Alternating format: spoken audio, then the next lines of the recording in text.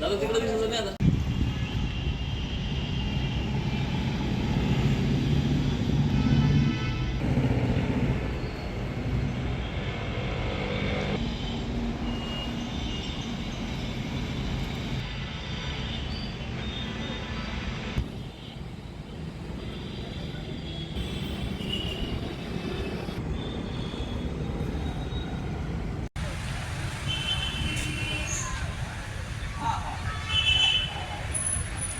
सकाळी 11च्या दरम्यान धाड कडे जात असताना दोन वाळूची टिप्पर अनधिकृतरित्या वाळूची वाहतूक करताना आढळून आल्याने सदरची टिप्परे थांबवण्यात आले.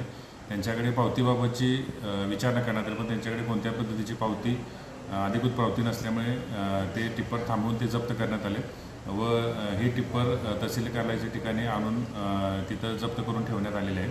त्यांना रीतसर प्रत्येक टिप्परला गाडीच्या 2 लाख आणि वाळूचे 50,000 असे 2.5 लाख दंडाची नोटीससुद्धा दिलेली आहे आणि सदरची दंडात्मक जी कारवाई पूर्ण करून त्यांच्याकडून ही रक्कम वसूल केली जाणार आहे. इथून पुढे कंटिन्यू याबाबत अनधिकृत जी वाळूची वाहतूक चालू आहे तर त्यांच्यावर कारवाई केली जाणार आहे. त्यासाठी चिखली आणि बुलढाणा या दोन्ही तालुक्यामध्ये आम्ही पथके तयार केलेली आहेत आणि त्याप्रमाणे इथून पुढे सुद्धा अशा प्रकारची कारवाई सुरू राहणार.